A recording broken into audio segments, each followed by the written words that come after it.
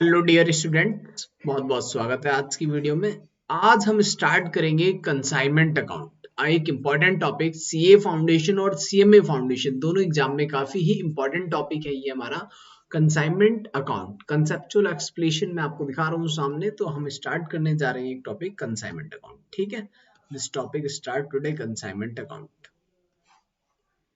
तो देखते हैं कंसाइनमेंट अकाउंट की मीनिंग क्या होती है, कंसाइनमेंट अकाउंट्स कैसे प्रिपेयर करना है, रिलेशन क्या है, अकाउंटिंग कैसे होनी है। ठीक है, सारी चीज ब्रीफ डिस्कशन करेंगे कंसाइनमेंट के बारे में। तो स्टार्ट करते हैं। चलो जी, एक एग्जांपल के थ्रू मैं आपको समझाता हूँ। सपोज करो there are two person, first is a mister A and second is a mister B and third one also mister C. C means customer. Mister A है जो कोई बिजनेस करता है किसी एक अपने पर्टिकुलर सिटी के अंदर। ठीक है, ये अपना बिजनेस करता है और इसने सोचा क्यों ना बिजनेस को एक्सपेंड किया जाए, बिजनेस को एक्सपेंड करें और एक बड़े लेवल पे काम करें। तो इनको मार्केटिंग के कुछ आइडियाज आने पड़ेंगे। ठीक है, मार्केटिंग एडवर्टीजमेंट करनी पड़ेगी। तो इन्होंने सोचा क्यों ना हम अपना एक सिटी से अदर सिटी में भी हम अपने प्रोडक्ट को सेल करें। अब अदर सिटी में प्रोडक्ट को सेल करने के लिए हमने क्या सोचा, हमारे पास कुछ एजेंट होने चाहिए। तो इसने, मान लो ये दिल्ली में काम करता है, mister A from Delhi and mister B from Mumbai. अब हमें मुंबई में अपना माल बेचना है, तो मुंबई में हम अपना माल बेचने के लिए हमने क्या करा, मिस्टर ए ने मिस्टर बी को गुड्स ट्रांसफर कर दिया। Mister A transfer to his goods to mister B and mister B working as agent. Mister B किस तरह से काम कर रहा है, एजेंट की तरह से काम कर रहा है, जबकि मिस्टर ए प्रिंसिपल की तरह से काम कर रहा है। ठीक है, ये प्रिंसिपल है और ये क्या है, एजेंट है। प्रिंसिपल और एजेंट का रिलेशन बनेगा यहाँ पर। ठीक है, अब मिस्टर ए ने गुड्स किसको दिया बच्चे, मिस्टर बी को। मिस्टर बी को ट्रांसफर कर दिया, मिस्टर बी उसको मार्केट में बेचेगा। अगर मिस्टर बी उसको मार्केट में बेचेगा, कस्टमर को बेचेगा, तो मिस्टर बी के पास जितनी भी कलेक्शन आएगी, जो भी कलेक्शन मिस्टर बी के पास आएगी, वो सेल्स करने से जो भी पैसा आएगा, वो पैसे ट्रांसफर कर देगा मिस्टर ए को। देयर इज सम कंसिडरेशन लेके, कुछ ना कुछ कंसिडरेशन ले लेगा अपनी। मिस्टर बी फ्री में तो काम करेगा नहीं, कुछ ना कुछ तो इसको भी चाहिए। इसको क्या चाहिए, कुछ कमीशन वगैरह चाहिए, मतलब सेल करने के लिए कमीशन चाहिए, क्योंकि ये क्या है, एजेंट है। तो इसको बोलते हैं हम पूरे प्रोसेस को कंसाइनमेंट। यानी कि एक प्रिंसिपल ने अपने एजेंट को क्या दिया, कोई भी प्रोडक्ट दिया बेचने के लिए और एजेंट ने उसको मार्केट में बेच दिया। सिंपल मीनिंग है, मार्केट में उसको बेच दिया। ठीक है, एजेंट ने उस पर कमीशन अर्न करा, कुछ खर्चे हुए होंगे। ठीक है, मिस्टर ए के कुछ खर्चे होंगे, मिस्टर बी के कुछ खर्चे होंगे, अगर क्रेडिट सेल है तो बैड डेट्स भी होगी। ठीक है, तो ये सारी चीजें हम अभी ब्रीफ में पढ़ेंगे। ठीक है, लेकिन मिस्टर ए ने गुड्स दिया मिस्टर बी को और मिस्टर बी ने मार्केट में उसको बेच दिया, उस पर अपना कमीशन चार्ज कर लिया, और जो कलेक्शन बाकी बच गई वो मिस्टर ए को ट्रांसफर कर दी, वापस रेमिट कर दी। रेमिटेंस बोलते हैं पैसे भेजने को, रेमिट कर दी। ठीक है, तो ये पूरा प्रोसेस होता है कंसाइनमेंट के अंदर। तो अब देखते हैं क्या होता है। मिस्टर ए सबसे पहले क्या करेगा, ट्रांसफर करेगा गुड्स मिस्टर बी को। अब दिल्ली से मुंबई तो गुड्स ऐसे पहुंच नहीं जाएगा, ट्रांसपोर्टेशन का खर्चा होगा। तो मिस्टर ए का क्या क्या खर्चा हो सकता है, एक्सपेंस क्या क्या लग सकता है, पहले ये देखते हैं हम। Expenses paid by mister A. Mister ए क्या क्या खर्चे कर सकता है बच्चे, मिस्टर ए पे करेगा फ्रेट दिल्ली टू मुंबई का, एंड इंश्योरेंस, या फिर कैरेज भी कह सकते हैं, freight and insurance. Freight and insurance, right, freight and insurance का खर्चा हो सकता है। मिस्टर बी के पास माल पहुंच गया, अगर बाई रेल या बाई ट्रक जैसे भी पहुंचा, बी के लेकिन अभी शोरूम में नहीं पहुंचा है, उसके शहर मुंबई में आ गया है। सपोज करो ट्रक से गया है तो माल उतरेगा, जहां पर भी माल उतरेगा उस जगह को कहते हैं हम ट्रांसपोर्ट। ठीक है, ट्रांसपोर्ट एक पैलेस होगा मुंबई के अंदर, जहां पर उसके गुड्स बाई ट्रक गए होंगे तो उतर जाएंगे। फिर वहां पर लोकल लोकल व्हीकल जो भी होगा वो उसके शोरूम तक ले जाएगा, तो ट्रांसपोर्ट पे लगेगा, या रेलवे स्टेशन पे उतरा होगा तो वहां पे जो भी खर्चा लगेगा उसको कहते हैं हम क्लियरिंग एक्सपेंस। क्लियरिंग एक्सपेंस लग सकता है, लोकल फ्रेट लग सकता है। ठीक है, लोडिंग अनलोडिंग चार्जेस लग सकते हैं। तो कुछ खर्चे शोरूम में पहुंचने से पहले लगेंगे, जबकि कुछ खर्चे बच्चे ऐसे होंगे जो शोरूम में पहुंचने के बाद लगेंगे। शोरूम में पहुंचने के बाद क्या क्या खर्चा लगेगा, शोरूम का रेंट, एम्प्लॉय की सैलरी, ठीक है, एडवर्टीजमेंट का खर्चा। ये जितना भी खर्चा होगा ये सारा बाद में होगा, और ये हर महीने खर्चा होगा, जो पर मंथ एक्सपेंस होंगे, monthly basis. These expense are monthly, ये मंथली है। और ये खर्चे एक बार होंगे, यानी कि जब दोबारा गुड्स आएंगे तभी होगा, उससे पहले नहीं होगा। फ्रेट एंड इंश्योरेंस एक बार, क्लियरिंग एक्सपेंस एंड फ्रेट एक बार लग गया, एक बार माल आया तो एक बार लगा, फिर जब आएगा तब लगेगा। तो इसको बोलते हैं हम non recurring expense. These are also non recurring expense and इसको बोलते हैं हम रिकरिंग एक्सपेंस। रिकरिंग एक्सपेंस तो आपको पता होना चाहिए कौन सा नॉन रिकरिंग है कौन सा रिकरिंग है। ठीक है, सिंपल सा मीनिंग नॉन रिकरिंग और रिकरिंग। तो टाइप ऑफ एक्सपेंस अगर मुझे लिखना हो, मैं एक नोट्स बना देता हूं यहां पर। अगर लिखना हो हमें कंसाइनमेंट के अंदर है टाइप ऑफ एक्सपेंसेस, तो एक्सपेंसेस जो है हमारे वो दो टाइप के बचे। ठीक है, first is a non recurring expense और recurring expense. Non recurring expense और फिर क्या है हमारा रिकरिंग एक्सपेंस। रिकरिंग एक्सपेंस क्या होता है ये हमने पढ़ लिया, जो मंथली बेसिस पे होता है वो हमारे रिकरिंग एक्सपेंस है, बाकी नॉन रिकरिंग। ठीक है, अब मिस्टर ए शेयर करेगा मिस्टर बी को कमीशन। ठीक है, कमीशन सिर्फ सेकंड पार्टी को मिलेगी। अच्छा, एक चीज और बतानी थी, अभी हमने एग्जांपल लिया था मिस्टर ए प्रिंसिपल है और मिस्टर बी एजेंट है, इसको हम बोलेंगे consignor. Consignor means principal and इसको बोलेंगे मिस्टर बी को कंसाइनी। इस चैप्टर में जो टर्म्स आप यूज करोगे वो क्या है, कंसाइनर और कंसाइनी की टर्म्स आपको यूज करनी है। ठीक है, टाइप ऑफ एक्सपेंस हमने पढ़ लिया। टाइप ऑफ एक्सपेंस के बाद मैं बात करता हूं टाइप ऑफ कमीशन की। टाइप ऑफ कमीशन थोड़ा सा बेसिक देख लेते हैं, उसके बाद सिंपल अपने टॉपिक पे वापस आ जाएंगे। Type of commission, there are three type of commission. First is a normal commission. Normal commission बच्चे मिलेगी ऑन सेल पे, नॉर्मल कमीशन मिलती है ऑन सेल पे। फिर होती है del creditor commission. Del creditor commission, del creditor commission क्या होती है, डेल क्रेडिटर कमीशन भी जनरली टोटल सेल पे ही देते हैं अगर कोई इन्फॉर्मेशन नहीं होती, but del creditor commission for the purpose of credit sale दी जाती है। देखो मिस्टर बी को माल तो दे दिया हमने बेचने के लिए, मिस्टर ए है और मिस्टर बी है। Mister A is a principal transfer the goods his agent. ठीक है, उसने अपने एजेंट को ट्रांसफर किया और उसके एजेंट ने बेचा माल मार्केट में। कैश सेल भी होगी, क्रेडिट सेल भी होगी। अगर क्रेडिट सेल है तो बैड डेट्स भी होंगे। बैड डेट्स की रिस्पॉन्सिबिलिटी कौन लेता है, क्रेडिट सेल से जो डेटर से कलेक्शन है। अगर कंसाइनर कहता है कोई बात नहीं, अगर बैड डेट होंगे तो हम बियर कर लेंगे, कंसाइनर मतलब मिस्टर ए कहता है, तो no need of del creditor commission. But mister B ने रिस्पॉन्सिबिलिटी ले ली कि डेटर से कलेक्शन हम खुद करेंगे, देन आपको ट्रांसफर करेंगे पैसे। तो ठीक है, बैड डेट्स भी होंगे, मिस्टर बी को बैड डेट्स भी बियर करने पड़ेंगे। अगर मिस्टर बी को बैड डेट्स बियर करने पड़ेंगे then he want an additional commission, that is called del creditor commission. ठीक है, थर्ड होता है overriding commission. Overriding commission क्या होता है, अब ये देखते हैं। ओवर राइडिंग कमीशन, अच्छा ओवर राइडिंग कमीशन का मतलब है, ओवर राइडिंग कमीशन क्या है देखते हैं। मिस्टर ए ने मिस्टर बी को बोला कोई प्रोडक्ट बेचने के लिए 100 रुपीज में, बट मिस्टर बी ने उसको बेचा 130 में, 30 रुपीज एक्स्ट्रा। मिस्टर ए ने बोला था जब आप 100 में बेचेंगे तो हम इसका आपको 10% कमीशन देंगे।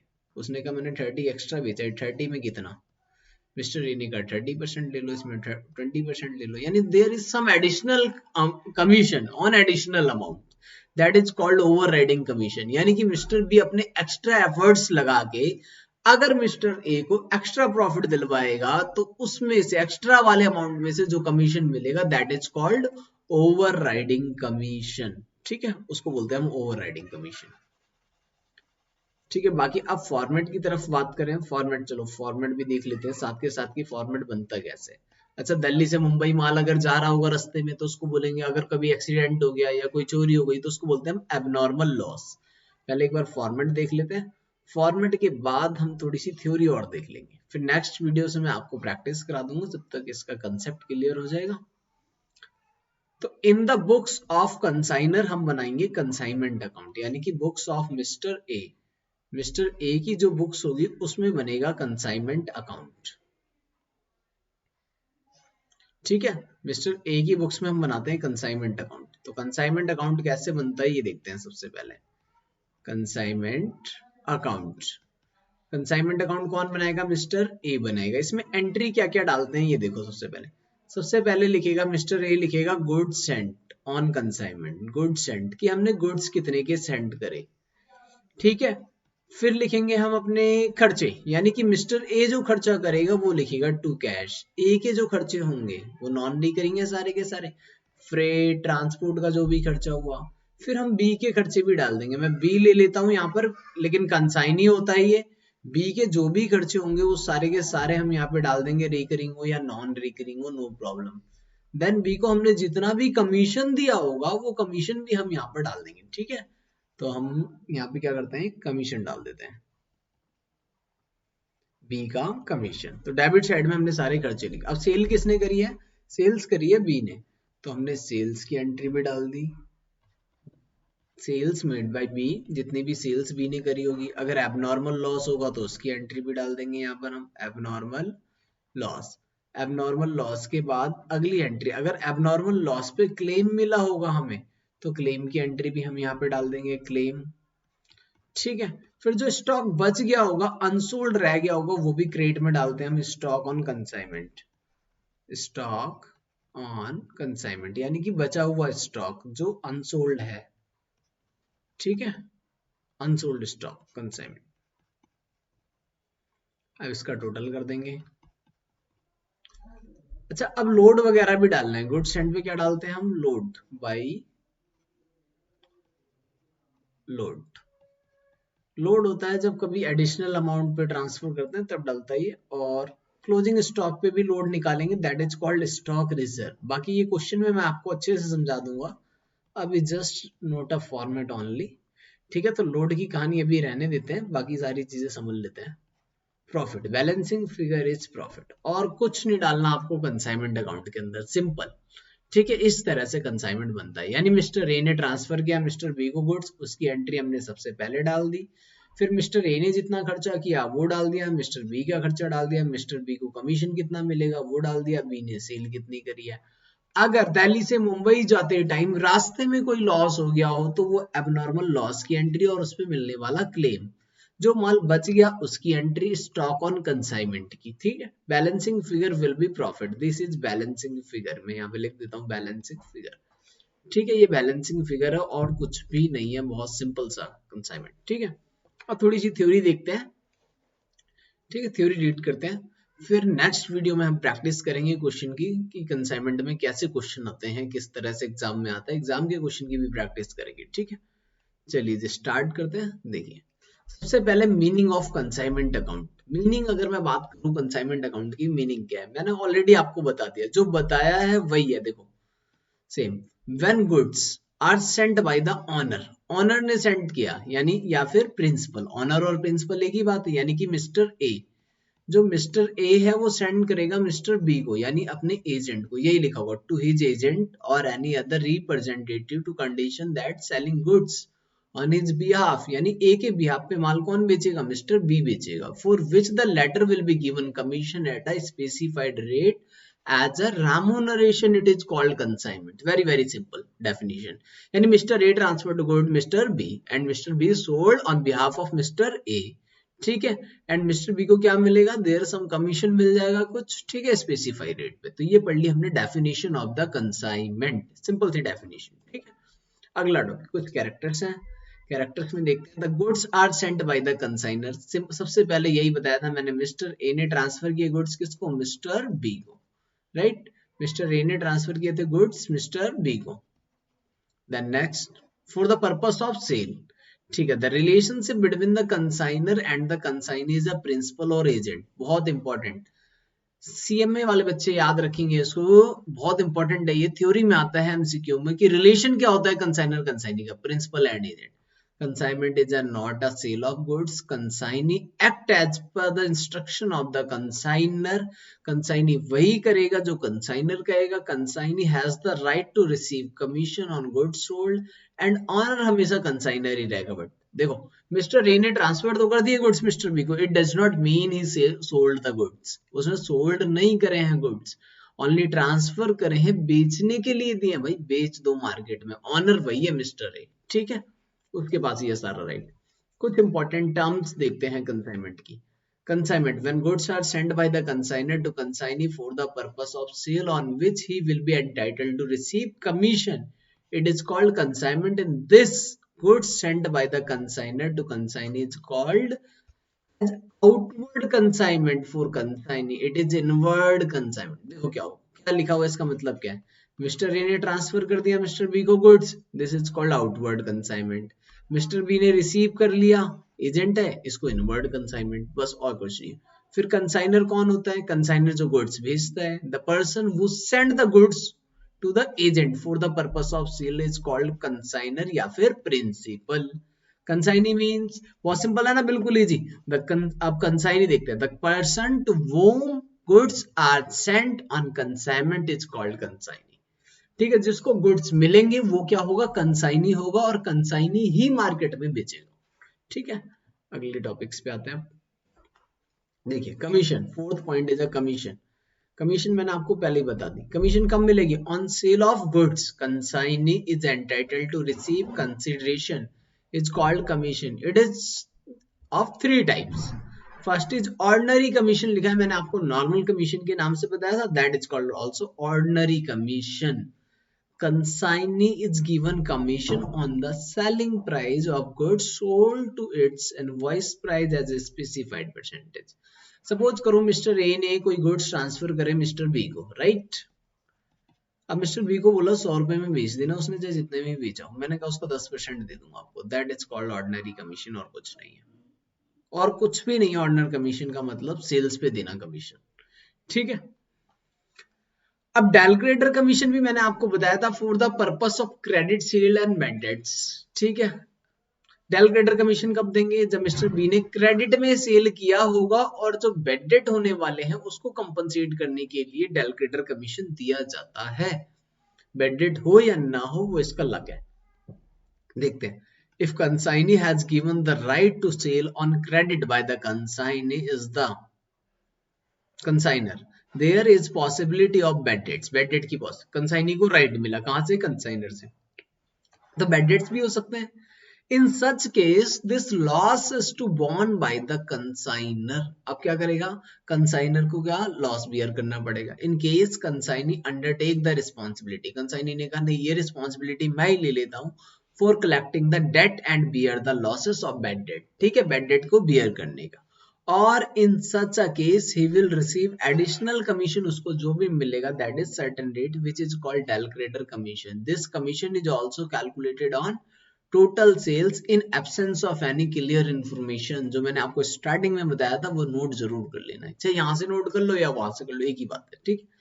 Third is last overriding commission. ठीक है, if consignor give right to consignee to sell the goods above invoice price, यानी कि 100 से ज्यादा में भी बेच सकते हो आप, then the commission is given excess amount के ऊपर, पूरे पे नहीं मिलेगा, excess. अगर 100 वाला प्रोडक्ट 130 में बेचा है, जो 30 एक्स्ट्रा है इसमें से सर्टेन परसेंटेज मिलेगी, that is called overriding commission. Normal commission, del credere commission, overriding commission. Normal commission किस पे देनी है? टोटल सेल पे. डेलक्रेटर भी टोटल सेल पे if there is no information. Overriding commission किस पे दोगे आप? एक्सेस वाले अमाउंट पे. ठीक है, फिर वैल्यूएशन ऑफ अनसोल्ड स्टॉक. देखो unsold stock means this by stock on consignment. इसके लिए आपको वर्किंग नोट बनाना पड़ेगा, तो वर्किंग नोट बना के दिखा देता हूं मैं साथ के साथ. देखिए stock on consignment, working note बनाएंगे एक, और यहां पर हम लिखेंगे स्टॉक ऑन कंसाइनमेंट. फिर इसकी वर्किंग कर लेते हैं थोड़ी सी.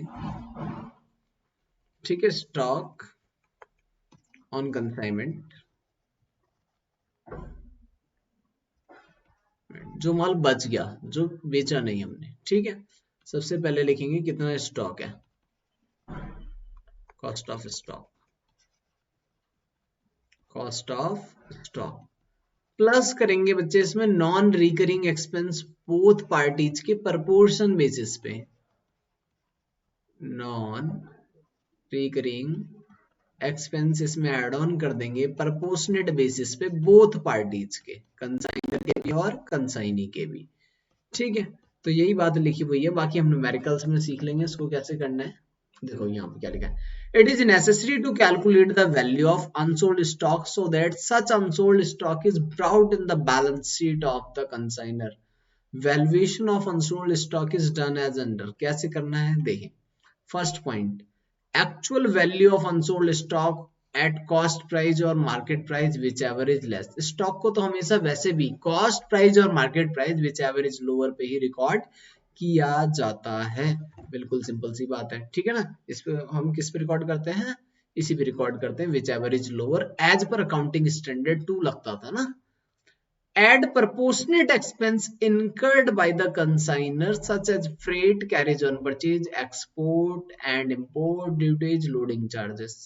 फिर है add proportionate expense of non recurring nature, जो non recurring वाले nature के हैं वो proportion basis पे incurred by the consignee such as freight, loading and unloading, octroi, wages, insurance of goods and ये सारे प्रपोर्शनेट एक्सपेंस कंसाइनर के भी और कंसाइनी की, मैंने एक साथ ही लिख दिए थे दोनों, बोथ पार्टीज के, ठीक है। तो दोनों ऐड करने हैं, नॉन रिकरिंग वाले ऐड करने हैं क्लोजिंग स्टॉक निकालते टाइम, याद रखना रिकरिंग ऐड नहीं होगा, ठीक है।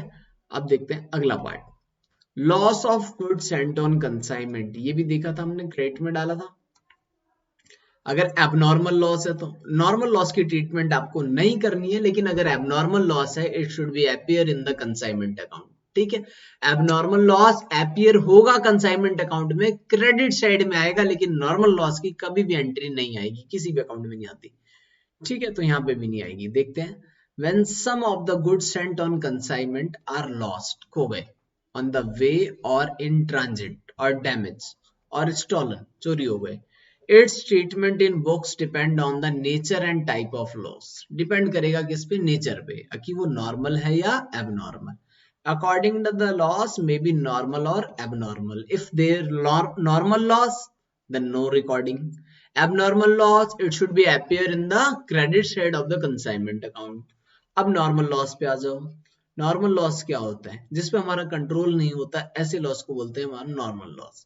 when loss is incurred due to the present nature of commodity and due to inherent nature of commodity which is unavoidable, it is called normal loss। unavoidable है, ठीक है ना, जो होके ही रहेगा, ऐसा लॉस। मतलब कि जो जैसे कि प्रोडक्ट बनाते हैं, कोई जो प्रोसेस होता है उसमें कुछ ना कुछ वेस्टेज निकलेगी निकलेगी, जो भी वेस्टेज निकलेगी वो निकलनी ही है, उस पर आप रोक नहीं सकते। यानी कि किसी मैन्युफैक्चरिंग प्रोसेस के अंदर if there is some wastage, ठीक है, तो वो निकल के आएगी ही आएगी, तो वो उसको नॉर्मल लॉस बोलते हैं। अकाउंटिंग ट्रीटमेंट क्या करना है, याद करो इसको, no entry is required to be pass for the normal loss. कोई एंट्री करने की जरूरत नहीं है नॉर्मल लॉस की। The cost of remaining stock, जो बचा हुआ स्टॉक होगा उसकी कॉस्ट इंक्रीज हो जाएगी, inflated by the cost of unit loss, ठीक है। तो कॉस्ट ऑफ अनसोल्ड स्टॉक कैसे निकालेंगे, cost of goods sent on consignment into my unit of unsold stock divide by total number of unit minus normal loss units, ठीक है, unit से divide कर लेंगे,